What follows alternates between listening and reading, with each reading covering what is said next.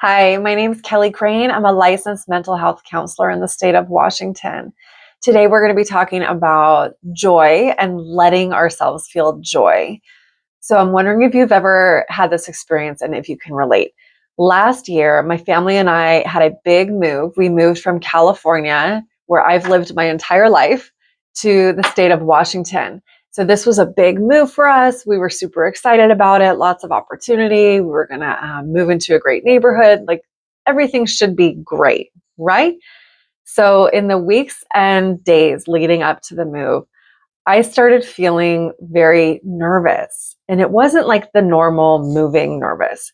It was like nervous about something horrible happening. I started having fear that like one of us was going to get really sick, end up in the hospital, break a bone. Like I started thinking about all these things that are going to go wrong.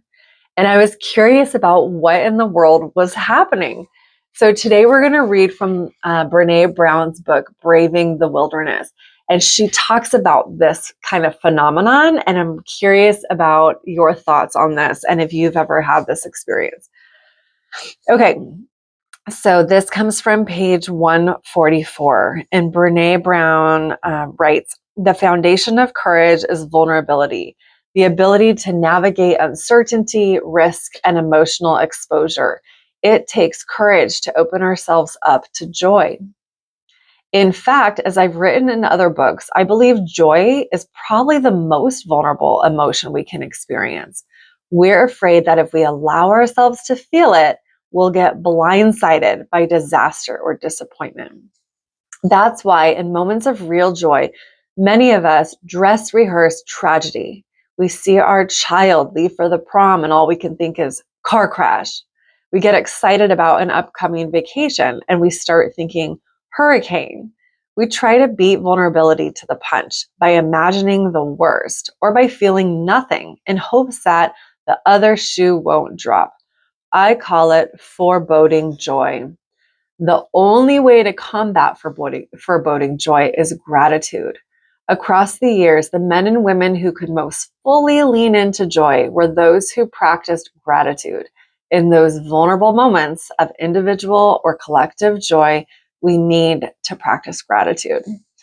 Okay, so I love that she describes the phenomenon, like exactly what I was feeling last summer when we were moving to Washington, and then tells us what to do about it because I was stuck in this place of like, what is happening to me? Because this should be such a really fun experience, super exciting.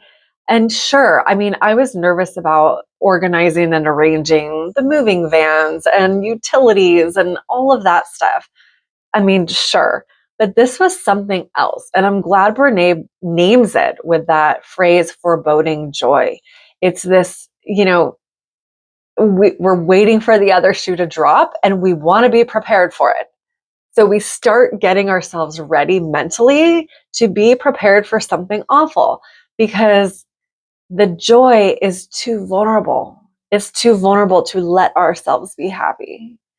Wow. Okay. So the answer, she says, is gratitude. So what does this look like?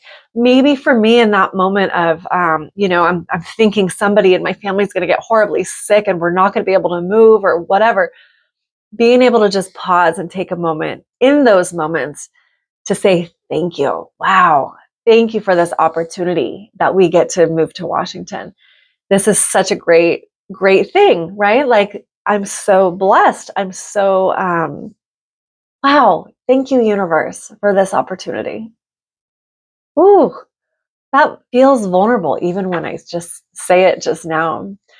So, how does this manifest for you? Have you had these experiences in your life where you've had something really good happening and then you're almost finding ways to ruin it for yourself so that, oh my gosh, okay, this is such like self-sabotage stuff, okay? And I hear this from my clients, especially in relationships. Like when they're in a really healthy relationship, they sometimes can self sabotage because they just know it won't last. They are waiting for that other shoe to drop instead of just enjoying the experience. They're just kind of like anticipating something awful happening, and they start prepping for it, and they start prepping for it so much that they actually like bring on the problem. So instead of doing all of that, let's open ourselves up vulnerably to experience joy, to experience happiness. When good things come in our life, to be grateful for them, to share gratitude with other people. Like, wow, yeah, I get to move to Washington. I'm so stoked. This is awesome. Okay, so tell me in the comments how this manifests for you, if that's happened to you before, and if you practice gratitude, how does that change for you? Are you able to open yourself up to the joy and experience the joy of the moment, the good moments in our life? Okay, if you haven't yet subscribed, please do like the video, and I'll see you next time.